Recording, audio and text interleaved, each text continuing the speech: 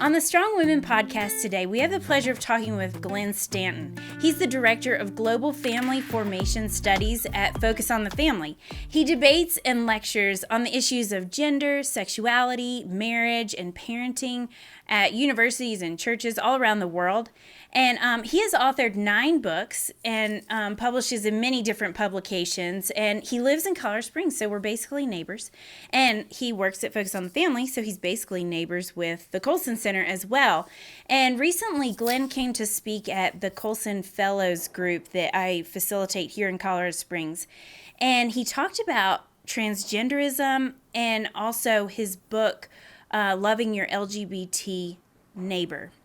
And I just thought, our listeners would love to hear some of his thoughts. One thing I appreciate a lot about Glenn, but one of the things I appreciate is that he has a wonderful way of bringing the 30,000-foot view of the topics in a way that you kind of get past some of the smoke screens of what's going on culturally, and you're able to evaluate and understand the real issue.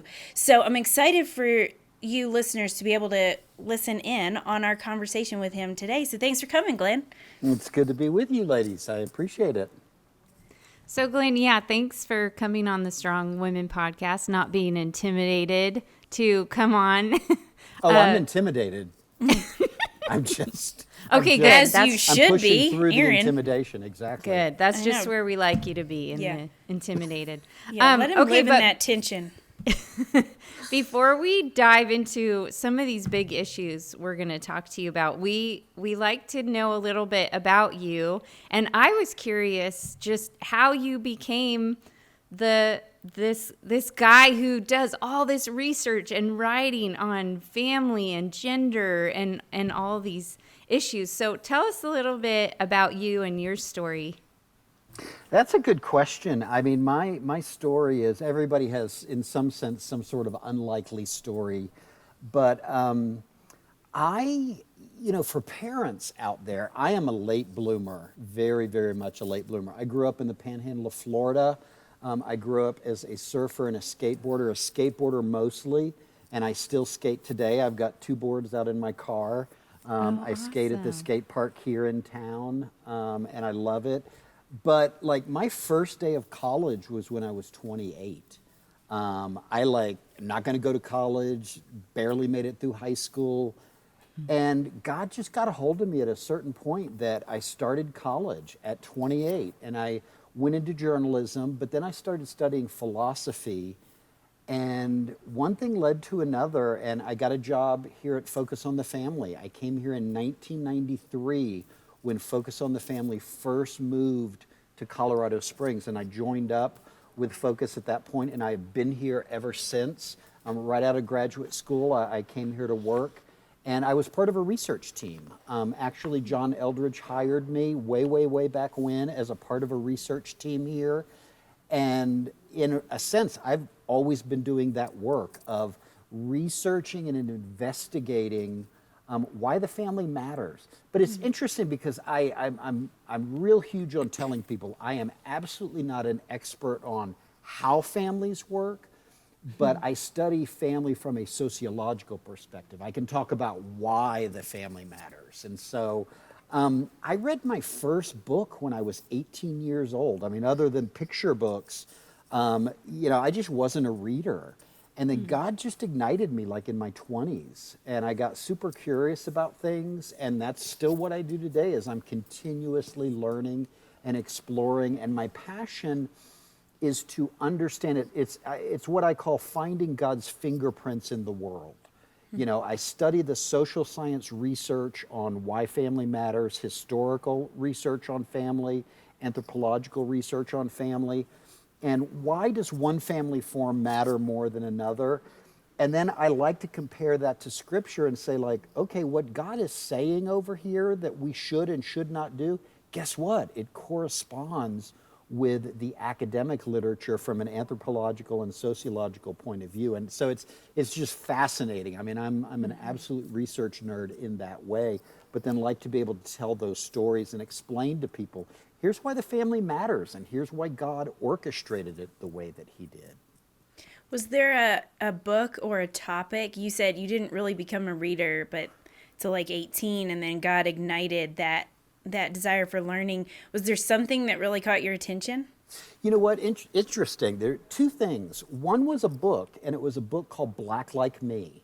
And it was a novel or a true story about this journalist from the North who came down to the American South, and he shaved his head, darkened his skin, and presented himself as a black man in the South. And he just, as a journalist, wanted to write about what that was like. That was the first real like chapter book that I read. And it was this experience of like, Glenn, just page by page, read this book and you'll learn all kinds of stuff. But then on the other side, I was deeply, deeply convicted about, my mom had volunteered at a crisis pregnancy center. This was way back in the day when hardly anybody was doing this. This was 1978. And she brought home some training materials one day for her volunteer job at this crisis pregnancy center. And I remember they were sitting on a table and I'm like, Mom, what is this stuff? She goes, you know, I'm going to work at this crisis pregnancy center and this is stuff about what abortion is. And I remember just being, so you had Black Like Me, the injustice of somebody being treated differently just because of how their skin was. And then I had this like, wow, these small little babies, like the Nazi Holocaust. I mean, bodies, you know, just because they're not old enough. And I was galvanized in terms of a sense of injustice. And I said, I'm going to commit my life to making sure that kind of stuff doesn't happen. And so that's how I started studying and learning and wanting to equip myself to be able to make a case for the things that I believed as a pro-lifer. Well, I'm sure you didn't know, you know, when you started on this journey of really doing all this research on gender, family, and all these things, how we would come to a place today in our culture where to even say that there's such a thing as a man, a woman, and that there's distinctives is can be considered in some circles, you know, hate speech. And we're going to point people to a lot of your resources because, Glenn, we appreciate your articles, your books, and I think now more than ever we need to read them as college women listening to this podcast, as moms, as women in whatever sphere we're doing. We need to gird ourselves with truth. We need to know truth and be able to articulate it. And that's why I like your resources so much. But one resource I think I want to start with is your book called Secure Daughters and Confident Sons. And Sarah and I both read it, and I just think it was so fantastic for no other reason. There's lots of reasons, but just in talking about gender distinctives and why it's okay for us to talk about these things. Because I feel it even in myself of thinking, you know, do we really want to define what masculinity is? Do we really want to define what femininity is? Because we're in danger of offending or stepping on someone's toes or even just getting it wrong, too, I think, too. I get nervous to talk about it, and I think it's because I'm afraid that it's going to come out as a small definition. And most of the time when people try to define it, I leave feeling like, ew, really? Is that it? Like, there's got to be more, you know what I mean? And so when people start talking about, like, let's define the terms, let's define the differences, I'm like, oh gosh, okay, I might need to leave, you know?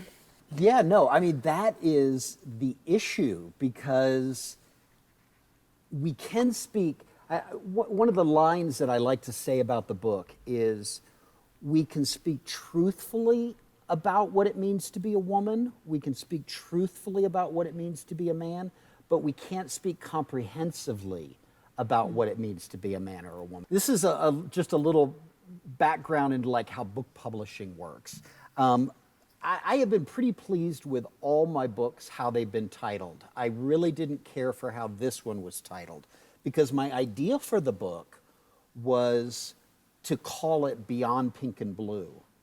And what happens, unless you are like a big famous author, you write your book, it's like being a mom, giving birth to a child, you hand it off to somebody else to name and somebody else to dress up. The publisher picks the title and they pick the cover. And they picked this title based on their just marketing strategy. But my title was Beyond Pink and Blue, and it was subtitled Raising Healthy, Gender Healthy Kids and Parents Too. Because the gist of the book is exactly that question that you were asking about, Sarah, is my point was, and I actually, curiously, I sort of wrote it as a reaction to some of the Christian books that were out there about manhood and womanhood. That even some very popular books, like all men are this way, like, no, all men are not that way, you know? And so that was my point of Beyond Pink and Blue, to say, and this goes back to your question, Sarah, we can speak truthfully about what it means to be male and female, but we can't speak comprehensively. That there is a wonderful mystery of, I mean, I say it in the book, you have, I'll just use general names, Oprah Winfrey, okay, and then you have Amelia Earhart. They're two very different kinds of women, you know? You can have a good woman who, I mean, this is a fascinating woman. I looked up the woman who was the first military fighter pilot. You know, like, I wanted to know who she is. You look her up, she rose in the ranks in the Air Force. She has been the commander of a complete battle wing, military battle wing. She's a mom. She's like just insanely feminine, you know, but like, yeah, but I can, you know, fly at Mach 3 speed in a fighter jet. And that was my point, is we try to confine masculinity and femininity to just these little things. But no, I mean, look how all of us live our lives. You have, I mean, not to get into politics, but I used to use this example a lot. Sarah Palin, okay? She's the sweetheart of the strong religious right. And there's nobody on our side who goes, she needs to just be back in the kitchen. You know, like, no, she could become the governor of one of the biggest states. She could field dress a moose. She could shoot any gun that she wants to shoot. She can see Russia from her front porch. Exactly. She's got that good a vision. But that's the thing, is let's not go by what we say we believe, but how we actually act. You know, that women can do all kinds of great things. And see, when you talk about it like that, which is actually one of the reasons we started the podcast, was because culture is telling us on many different levels, like either that, you know, speaking broadly and comprehensively, like women are this, which a lot of times actually comes from Christians. Yeah. Or the, you know, what a strong woman looks like in culture is somebody who is, I mean, in this third wave feminism, is like down with the patriarchy, middle finger to the chauvinistic men. We don't need them. We're better than them. And but those are stereotypes. Oh, I know, completely. Yeah, but we've allowed those kinds of things. And like I talk about in the book, is look at how we actually act and behave, you know? I used to tell this story in here at Focus on the Family. One of Dr. Dobson's close assistants here at Focus, her daughter was the pilot of a big, huge Army cargo plane. And on her desk at Focus, serving Dr. Dobson every day, is a picture of her daughter standing in front of her plane that she's the commander of. She didn't have to hide that from Dr. Dobson. Dr. Dobson didn't have to go, you know what, she really should be in. Like, no, good for her. She's out there rocking the world. But she was doing it as unapologetically as a woman. Yep, I'm a woman. This is my jet. You know, this is what I do. And she's not taking any guff from anybody. That's fantastic. And even at Focus on the Family, we could celebrate that. Yeah, and that's why through the podcast we typically have women guests who we're just highlighting their stories of what they're doing. And these are women who are happy to be women, happy to be, feminine in the way that they are, but they're doing all these different things. So we're painting this broad picture for our daughters that, yeah, womanhood isn't small, it's big and it's beautiful.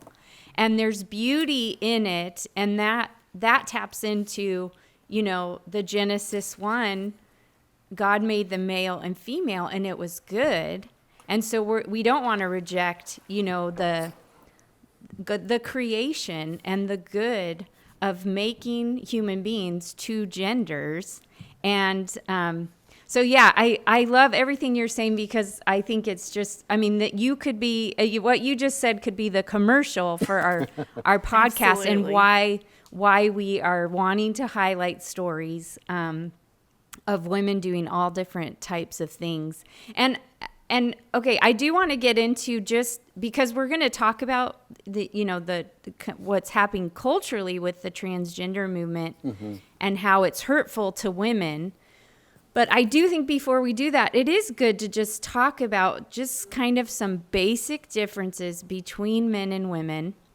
And, I think one thing I just want to say ahead of time is, when we do get in these conversations, I do think there's something about us as women that don't like these conversations as much as men do. So, for example, Glenn, I read your book, and I've been encouraging parents to buy your book and read it, and as they raise their kids. But so you give you break down, men and women, but at the end of the chapters, you give kind of a list of, okay, so this is basically what I said. So I took your list, and with a few different men in my life, I read your list to them, and I said, what do you think this kind of in a nutshell describes men? They're like, absolutely, like no problem. But I found in myself, Glenn, like when I'm looking at your description of women, like having to check myself and say, it's okay that he's defining it. You don't have to be defensive, Aaron. You can just recognize, okay, I think this is actually true. But this defensiveness sometimes and maybe I'll just speak for myself, I'm that with you though, same thing. Sometimes though, these conversations about gender, and it's like what you talk about your book, is that there's differences, but it doesn't mean there's a difference in equality. Right. And I think sometimes in conversations about gender, and even I would say in the church, that sometimes when the gender differences are talked about, it is talked about in a way that's like, well, no, it's okay that women are different, but there's not really a valuing or a beauty that's brought to the description of women. It's just kind of like, well, there's differences, and women are kind of left feeling like, but the way you talk about it sounds kind of like we're not equal. Do you get what I'm saying? Now, just to be clear, I did not get that from your book, and actually I got the opposite, which is why I'm recommending your book, because I love it. And I think the way you talk about femininity is beautiful, and it captures that beauty, I think, of Genesis 1. But you wanted to say something. Yeah, wait, let me jump in real quick, because I want to add to what Aaron's saying, because I'm tracking. You can tell we're passionate about We're this. so passionate. We may not. Glenn, you can just be quiet. We're just going to talk for a bit. But I'm just kidding. Get a snack. I know. No. You get a snack, cup of coffee. No, but I agree with what Aaron's saying, but I wanted to add one thing.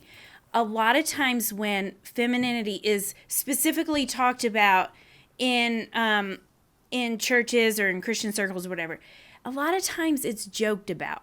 Yes. And it feels belittling. Even when people are joking, I'm like, I know this guy is joking and I love this guy. But it's like, well, I was, like the weaker sex. And I'm like, it's not funny. You know what? It is not funny. I'll say that straight out. I mean, we have to understand. I mean, I love the lead into this, and I just want to say this super strongly. If this word male and female, where's the first time we encounter the word male and female? It's not even about Adam and Eve per se. It's before that, where God says, let us make man, humanity, in our image and likeness. That is a profound theological statement. What God is saying, the Trinity, Father, Son, and Holy Spirit, is saying, let us make something in creation that is a physical manifestation of our invisible spiritual nature and essence. Basically, let us make something in creation that is divine, period. Okay? And what does Scripture tell us? In the image of God, He created them. Male and female, He created. So let's play the game like, okay, we don't know what male and female are yet. The first thing we're told about them is male is the image of God, and female is the image of God, the image and likeness of God. That is the most profound feminist statement ever uttered in all of human language, because of what it says about what it means to be male and what it means to be female. So when we talk about, we should tremble when we talk about the wonder and beauty and glory of what it means to be female. We're talking about something that's not only just big, it's divine. Same thing with male. So, when I hear Christians, like you're saying, make these cute little jokes like, oh my goodness, you don't even understand the power and wonder and glory of the thing that you are describing. Now, this takes us back. Why do you think this is being attacked so much today? Satan knows what male and female represent. And he hates God, and he hates what represents him. And he's attacking male and female. We have to get that. We have to understand that in a profound ways. That's so good. Yeah, I just totally agree with that. It's the joking can get out of hand. Yeah. And it can demean, the value of, if we're not careful and if we just joke all the time. Right. It can demean. So let me give you an example. Like, one thing I feel like I hear in the church and in the culture all the time is women are emotional. And so it's always said in this kind of demeaning way, like, and or so dismissive. I've had conversations with men where I've said, so what do you mean by that? And then when you unpack it, it's like, well, they cry more, or, so as you unpack it, it becomes, well, they have a better sense of the feelings and they're more intuitive. And then, then you can lead the conversation to, and that is part of bearing God's image, right? Absolutely. And so that's actually a good thing. It's not actually. So just because it's different than men, and that's the point that you get to in your book, is that the differences are good because women bring this intuitive, reflective part that is most often lacking in men. Absolutely. And that's why we do, in the true sense, really complement each other, because we bring things to the table. Okay, so let's just Glenn, just talk about, because we love men on the Strong Women podcast. We do. And we purposely do not bash on men. We love men. We love the good men in our lives. Sarah and I both Some have of our talked best many friends times. are men. Yeah. Yeah. Yes. Well, we purposely talked about the men in our lives that have helped us to be the women that we are today. So, so if we can, let's talk just briefly about, okay, when we're talking about what men bring, what men bring in the image of God, what are kind of some of those things that you would describe? Well, first of all, and I love the way you led into this with emotion, because, and you went exactly there, like, How about if we said feeling? Women are more feeling than emotional. You know, like, no, that's the strength. Yes, they're intuitive that way. And so a big thing that I say in the book, and I think we have to preface all conversations about gender and sex difference this way, is the word tend to. Women tend to X and men tend to Y. Does that mean that, I mean, I love to use the example of Mr. Rogers. Like, Mr. Rogers is an awesome man, was an awesome man. Like, he didn't care what you think about him. He's just going to be who he is. Like, he's as bad as Clint Eastwood, but in a different sort of way, you know? Because he is. I mean, he's just confident. He's like, I don't care what you think about me. You can make fun of me all day long. Knock yourself out. So it's this thing of like, I'm not a sports person. My son is not a sports person. I say in the book, we know more cities what their art museum is than their sports team. Does that mean I'm not like a regular kind of guy? No, I camp, I mountain bike, I do. You know, it's none of us fit absolutely in the box, but at the same time, it doesn't mean that we can't speak meaningfully about women tend to be this way and men tend to be that way. One of the things that I like to say is like blowing stuff up. You know what? And I'm speaking generally here. It wasn't a woman who ever came up with the idea of like, dudes, let's blow that thing up, you know? Here, hold my beer. Yeah, exactly. That's exactly right. The hold my beer line is not a woman line. That is a guy line, you know? We'd be like, could you hold my wine, please? 'Cause And it's exactly that there is a nature, there is a human female nature that is not a cultural construct. We can go everywhere in the world and observe women. They may dress differently, they may adorn themselves differently, but you see how they carry themselves. It's fascinating. I mean, I talk about it in the book. I was in Amsterdam one time. Amsterdam, you know, gender-free culture. And I'm sitting at a hotel and I'm actually writing this book. And I'm like, everybody in Amsterdam rides bikes. The men ride bikes to get from point A to point B. I'm seeing it, like, I got to get there. Women are riding bikes, talking with each other as they do. You know, it's just, that's what women do. And like, what's the better way? Well, dude gets from point A to point B, but you know, it's the joke with dad, like, we can't stop on vacation. We got to make good time. And mom's like, why not? You know, let's stop at Stuckey's and get a pecan roll. You know, we can enjoy. Women do that. So women, if you will, men build things and destroy things, and women at the same time create culture. Human culture would not exist if it weren't for women. Manners exist, and I mean that in a positive way. Manners exist because women exist. The napkin exists because women exist. Women say, you know what, we can do this better.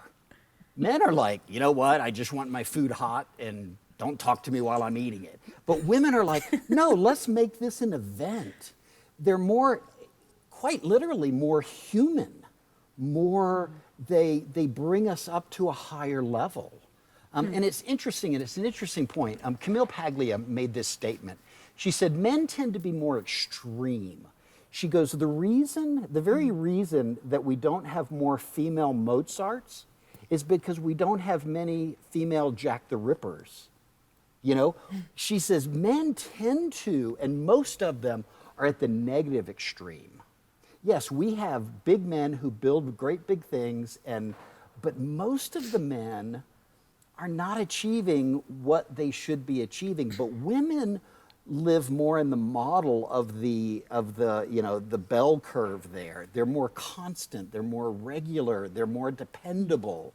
And that women call men to be better people. That takes us back to that sociological fact of women, just hands down, women are the ones that create human civilization because of their expectations, because of their desires, because of their interests. Men settle, women don't. Yeah, and I you know, when I grew up in a house, Glenn, of four girls, 3 sisters. So I And I love my dad to death, but we dominated the home. I'm just going to be honest. And so when I had my first son, and then he became a toddler, and then now he's walking. And so I'm starting to see how my first was a daughter, and then I had him. And it wasn't until I read actually Dr. Dobson's book, Bringing Up Boys, that I started to really appreciate, and it's embarrassing to say, but that I really started to appreciate men and how they are different. And yeah, I could see the benefit, just honestly, in my husband and my boys, that I'm a part of their life. Like you said, the napkin, the manners, things like that I just notice, that even my husband doesn't even notice, that. And I'll be constantly, when my boys were little, saying like, use your napkin, wipe your mouth, notice this, go put clean underwear on, Right? etc. When's the last time you showered? Things like this, that my husband would never notice in, 100 years. But anyways, that book just really, for me, helped me appreciate the building, the destroying, the pursuing nature that is a part of the male nature. And so that's why I love your book, and I recommend it, because I think, as we continue to live in this culture that attacks the very nature of what we are as human beings, that we have to work as men and women to appreciate the intuitive feeling side of women, the building, destroying, pursuing, risk-taking nature of men, and how we can work together, like Sarah and I talk about so much, as in friendship. So let's transition into this conversation that's happening in the culture, that is based all around this idea of men and women, sex and gender, and are these things even real? So maybe, again, let's just start by defining, Glenn, what we mean by these terms, sex, and by this term gender. The culture's saying gender is fluid. You can choose whatever you want. There's, in my son's, one of his college classes, the teacher talked about there's an infinite amount of genders. So let's talk about and define, is it even possible to have an infinite amount of genders? Well, let's talk about what gender actually is. So help us with that, Glenn. What's interesting is even as your son's professor says that, I say, no, they're absolutely right, and I'll explain why that is. But we need to understand the difference between sex and gender. I, for years, have debated this topic on secular college campuses. And you get these very arrogant students who like, well, Mr. Stanton, you are very well educated, obviously, but you seem to conflate sex and gender as the same thing. Now, sex is what's between your legs, and gender is what's between your ears. I mean, if I've heard that one time, I've heard it a zillion times. And they say it like, okay, that's the first time that I've ever heard it. And I go, you know what, sir? Thank you very much for the explanation. I categorically reject that understanding. Generally, the difference between sex and gender has been grammatical. We use gender to talk about male and female when we don't want to confuse the word with the act itself.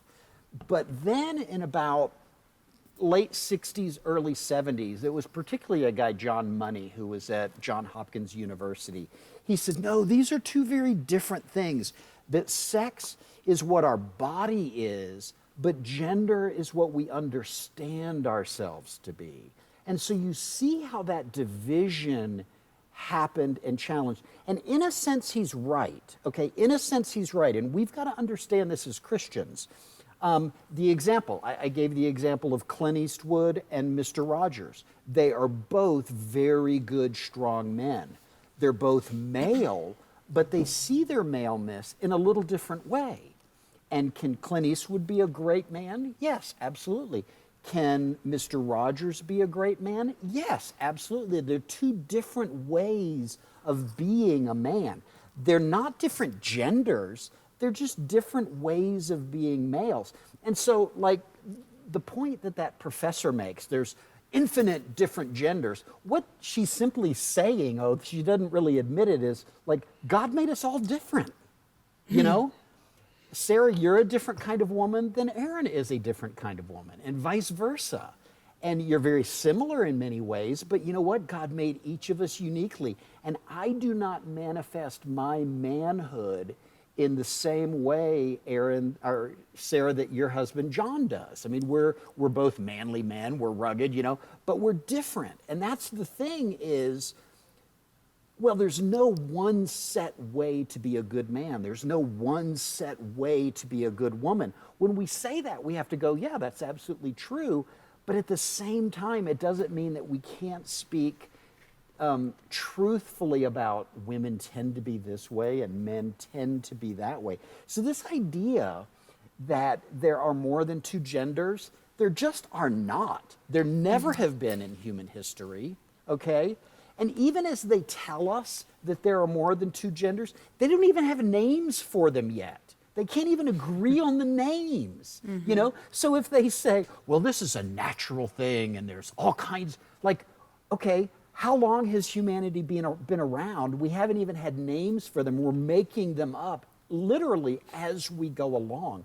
So we have to go everywhere in the world we go and we meet a human being, they're going to be one of two models, either male or female. And in China, they do it a little bit differently than we do it here, but nobody is ever confused about who the women are and who the men are.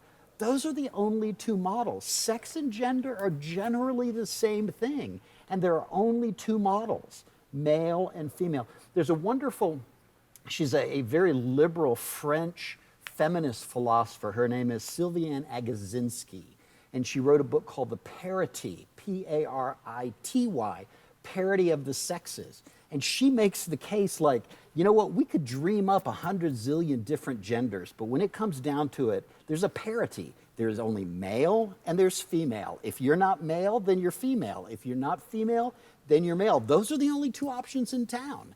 And we have to be very firm on that. And this talk about there's lots of different genders, it is purely being made up out of whole cloth because that's what a group of people want reality to be. And we know better. So we had Christopher West on a while ago. Have you read his book or heard of his book, Our Bodies Tell God's Story? Have you heard I know of that Christopher one yet? very well, yeah. Okay. Yeah. Anyway, I loved how he talked about gender, and the root of gender is gen, which we get, not gen, but gen. Yeah. Generation, genitals. Like, it means like how we generate new life. And I was like, whoa, that's revolutionary. But so I love that connection that you just made, that And they're not two genetics. separate. Genetics yeah. is a part of that, yes. Right. But I wonder if you could just talk a little bit of like when people say it's socially constructed, what are they saying? And how can we think clearly about that? Okay, that is, I'll just be super strong here. It's this being a nice Christian broadcast. I don't know if we can use the word crap, but that's just an absolute load of crap. It is not socially constructed. What they mean by that is, Sarah, you act like a woman because there are patriarchal dictates about what a woman is. Aaron, you act the way that you act because culture dictates that a woman acts this way. Well, that means then that somebody went every place at every time in every human culture and said, you know what, women will like to adorn themselves more than they don't. You know, it's true everywhere. There's a guy, Donald Brown, he wrote a book called Human Universals. He's an anthropologist. He looked at what is humanly universal. He says male and female is a human universal. There is a human female nature and there is a human male nature. And it's interesting because androgyny is actually the artificial social construct. You have to work hard to be androgynous. You just come out of the womb, male or female, And every minute of your day for, the rest of your life, you're doing male and female things. I mean, those are the only two stories in town. So it is absolute fiction created out of thin air to say that male and female are mere social constructs. No, male and female is imprinted in every strand of DNA in our body. I mean, there is more evidence. If you dig up a body from 2,000 years ago, guess what? They're going to be able to go, this is a male body, this is a female body. I mean, it's basic fundamental stuff. So in terms of, like people going, well, religious people aren't real down with science and, they're not reasonable. The gender people are blowing reason and scientific objectivity out of the water by just making up new genders.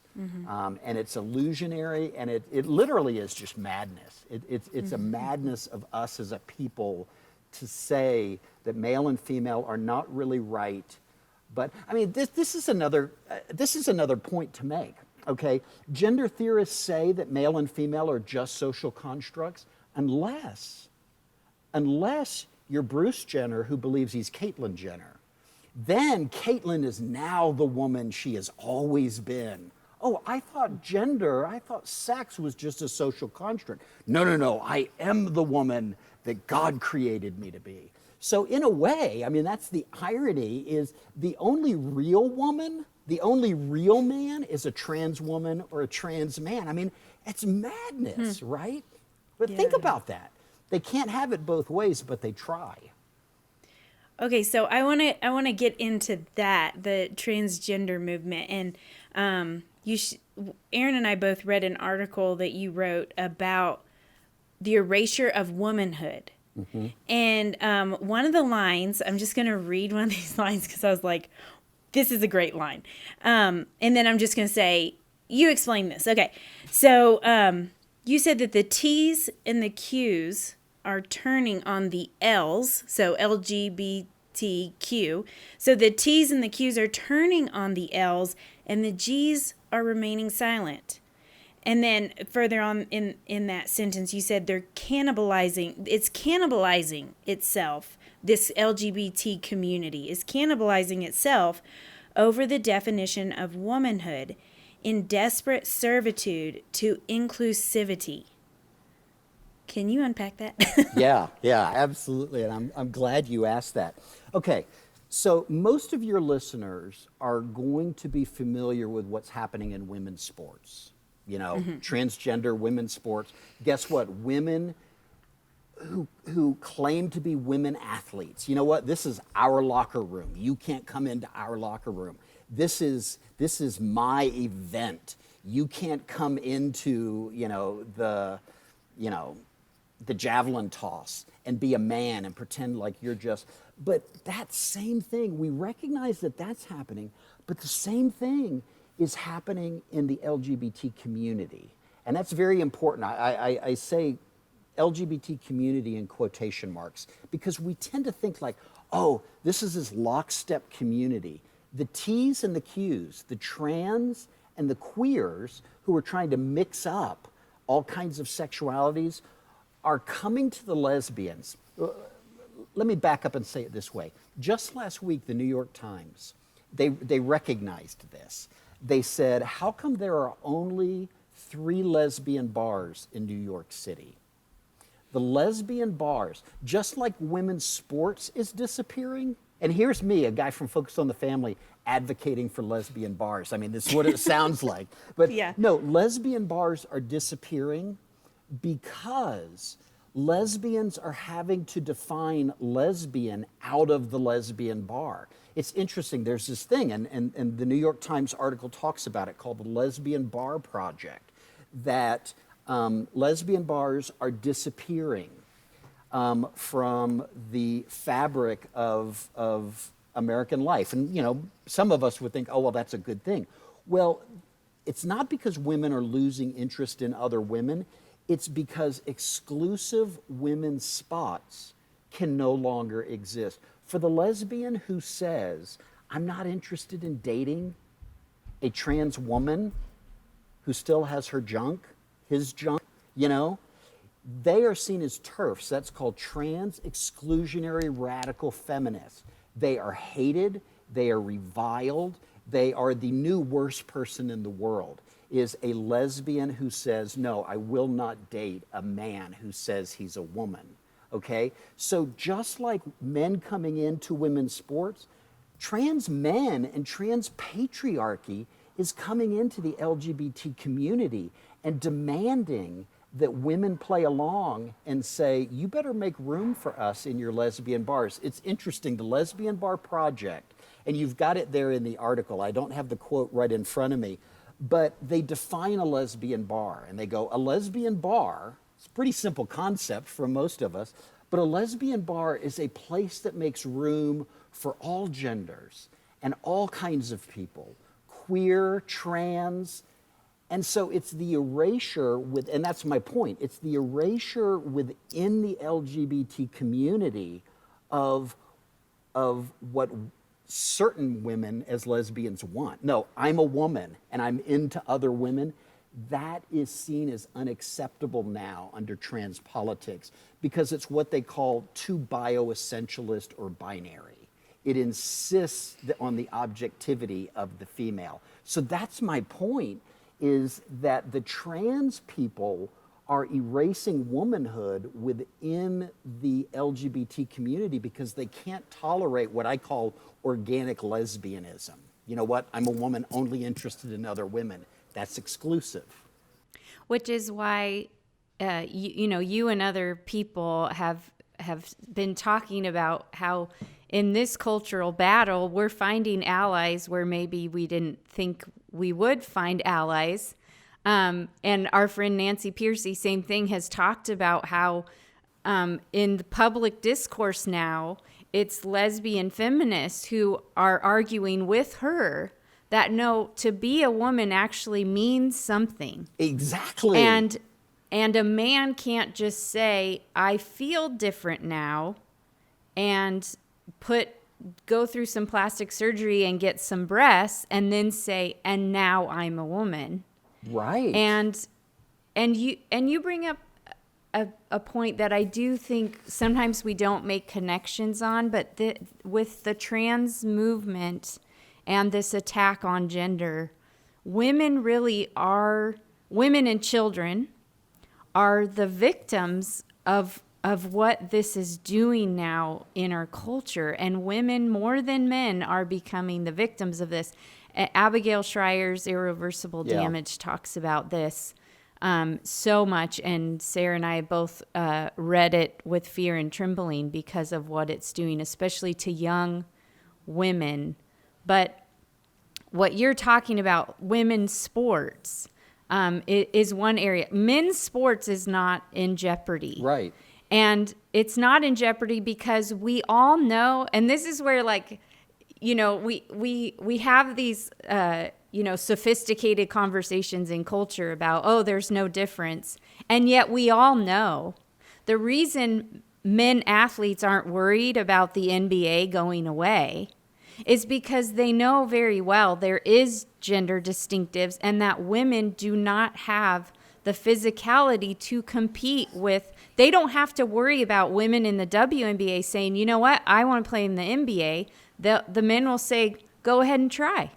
And so that's why it's not even argued, because we all know the threat is to women. Yes.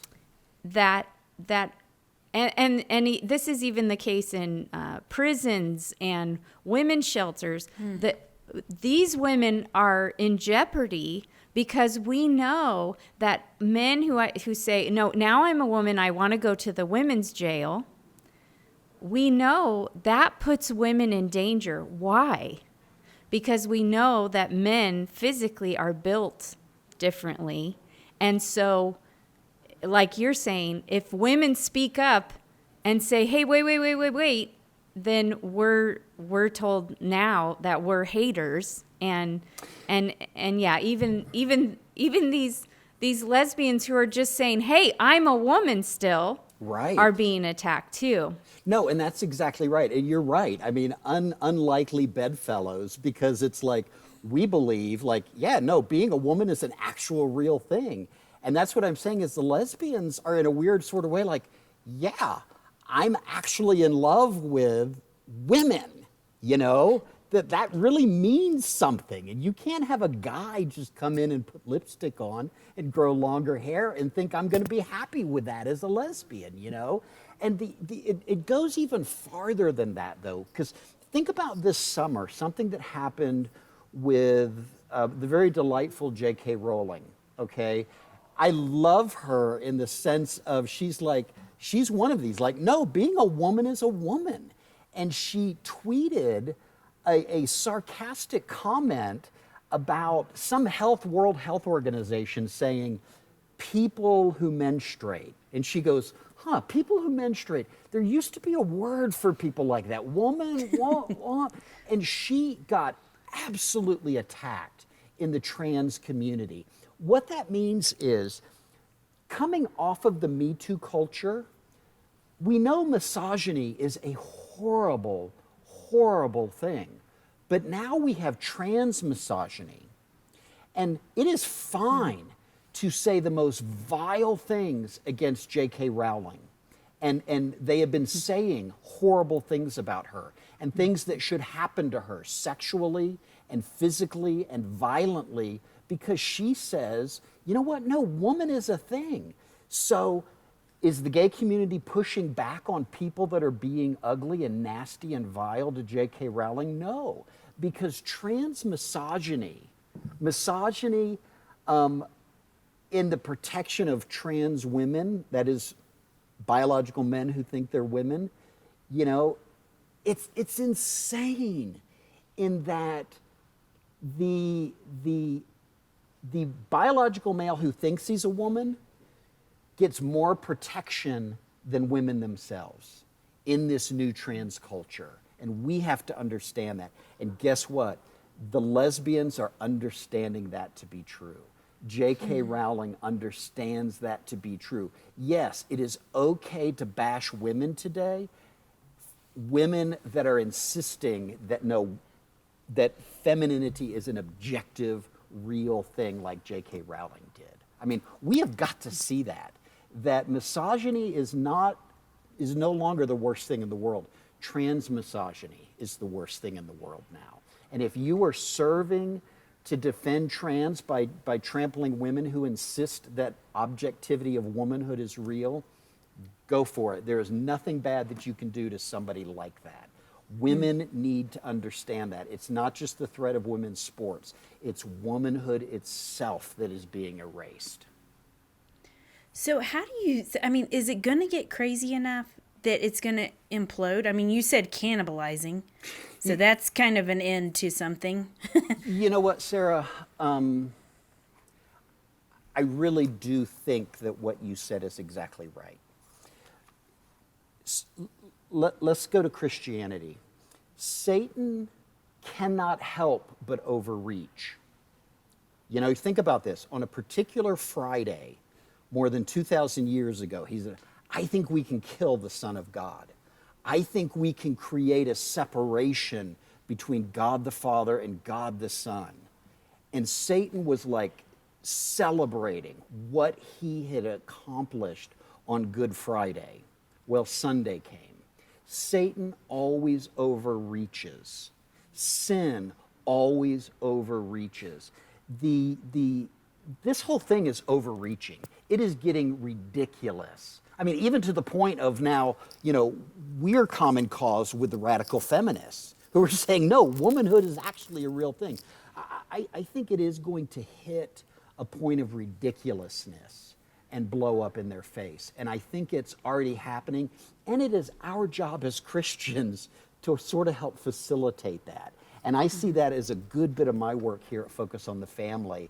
And, you know, John does that through the Breakpoint commentaries, is to highlight the lunacy that is happening here. Mm-hmm. And I think we have to tell that story. So it is unsustainable. Telling lies all the time about what it means to be male and female is unsustainable. I always like to say this. We tell our kids, if you're going to be a good liar, you have to have a good memory, We're not trying to help our kids be good liars. We're saying you're never going to be able to keep your story straight. Gender theorists are telling lies about what it means to be human, and they can't keep their story straight, and they're going to contradict themselves at every turn, and that's starting to happen, and it's reflected in the cannibalization of the LGBT construct itself. Yeah, and I think just thinking about like telling lies and we are combating lies.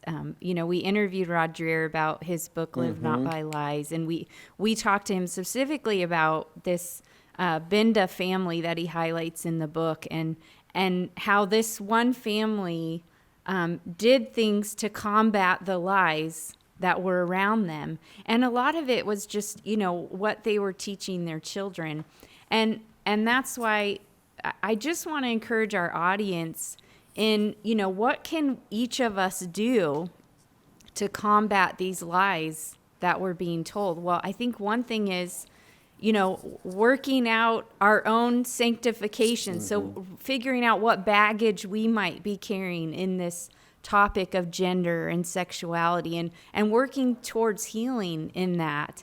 And then taking serious our role as adults, or even as college students mentoring junior hires, of just helping the next generation to see their sexuality, their gender as something that's good. Yes. And just as a small thing of getting your book, learning how to talk about this stuff, and then maybe just in your own family, you start with your kids, or maybe it's in your church, and teaching in your youth group about what it means to be male and female, and bringing beauty to that. And so we're combating lies by just giving the next generation the truth that is so much more beautiful and captivating than the lies around us. And in his book, and just the story of that family and just the little things they did in their community gave me hope as, a mom of 5 kids, just living in my town. Okay, what can I do? It seems like everything's going crazy. Well, one thing we can do is just tell people the truth, the people that are all around us, and show them how the truth is actually much more beautiful, how the creation, it really is beautiful that God made humanity male and female, and that's something to be celebrated, to be understood. Let's keep digging into that. I've spent years and years of like, what does it even mean to be male and female? And just keep journeying in that. So yeah, that's why I just appreciate your resources and we really want to advocate to our audience. We can do things to combat the lies of the culture, and we have people like you that are helping us to do that. So we appreciate that.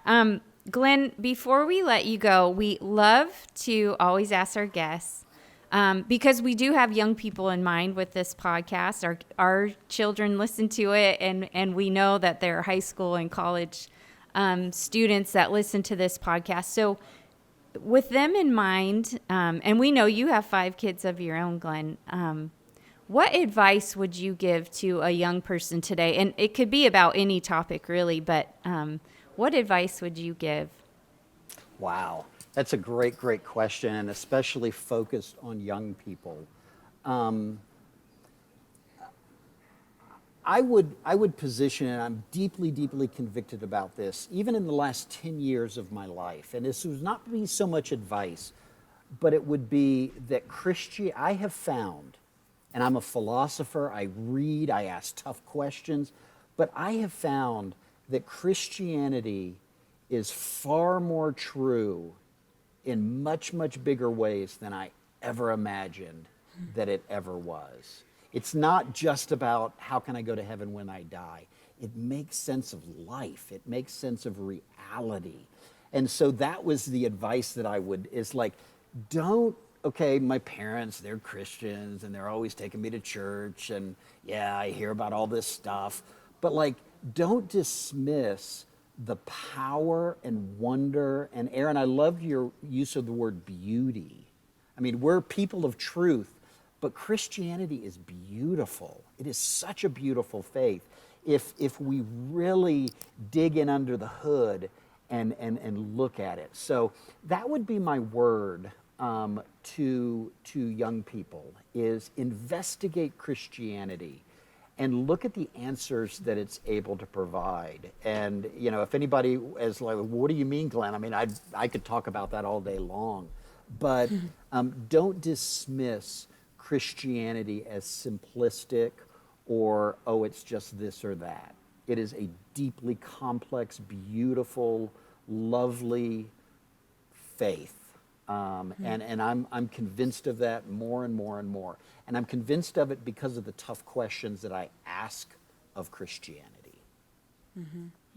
And you never get to the end of it. Like, there's always something amazing to learn, right? That's exactly right. Chesterton talked about that, about the Catholic Church in particular, but he said, the church is bigger on the inside than it is on the outside. And you're exactly right. That. Once you dig into it, like, oh my goodness, yes. And no human could have made up this philosophy. Just the fact that God became man in Jesus Christ, in a child in Bethlehem, is just an amazing thing. And the implications of all that are big. And you're exactly right, Sarah. It is a huge and massive faith. And oftentimes, unfortunately, we water it down to a couple Bible verses and 4 spiritual laws, or whatever the case may be. Okay, next question. What are you reading right now? Are you a multiple book at a time person? Yes. Okay, tell us very about much it. So. A book that I'm reading, and I really, really love it, and it's written by a philosopher of science. He's at New York University. His name is Michael Strevens, and it's called The Knowledge Machine. The subtitle is The Irrationality of Modern Science. Now, he is a philosopher of science. He's heavy pro-science. The subtitle of this book could be The Humbling of Science, because what he's talking about is science is the knowledge machine. It produces knowledge, but he is explaining actually how humble the scientific pursuit is, and that science can do a lot for us, but it can't do everything. So especially after this year 2020, I follow the science. I'm a person of science. It's this wonderful book written by a pro-philosopher of science saying science can do a lot of things, but it's not the end-all, be-all. He makes the difference between pure science, real science, and scientism. And it's called The Knowledge Machine, and I'm loving the book. Well, we will put that in the show notes so our listeners can look that up. And we'll also put all the things that we talked about, the resources that we talked about with Glenn today, we'll put those on the show notes as well so you guys can go investigate a little bit more. And like Aaron said, we just highly recommend this book that we were talking about today, Secure Daughters, Confident Sons. And I also want to just highly recommend his other book, one of his other books, because remember, he's written 9 and written in a million places on different publications. But okay, the other one I really want to highly recommend is Loving Your LGBT Neighbor. And don't we need that right now? Because don't you guys feel that conflict of, we're totally on different pages in a lot of ways, but how do we love well? And I think that you'll be really encouraged by that book. Okay, last question, Glenn. If you could have coffee with any woman from history, who would it be? Okay, this is interesting. In the Christian world, the right answer is always Jesus. So I feel like... but that's gender confusion there. Well, no, it would be Mary. Jesus' mother. I may sound a little bit too Catholic in that way, but when you think about that, she was the first and most passionate lover of Jesus. That's what we as Christians are, and like, oh my goodness, the stories that she could tell, right? I mean, like you say, sir, she should write a book. She should have written a book about this, but it would be Mary.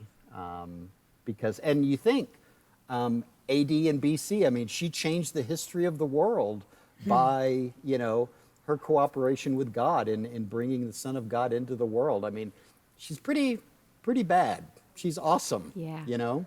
Yeah, I love that choice. And we actually did a Christmas episode on Mary, and we talked about how this idea that she was actually Jesus's number one disciple. She was there for every event, every big event, and was really his most faithful follower from beginning to end. And anyway, so we love that choice, and yeah, we did a whole episode on her because we just love. And it is interesting, like, why do we as evangelicals or we as Christians, like, why don't we, I mean, good for you guys for saying, yeah, let's do a show on that. Let's explore her. She's really, really quite something.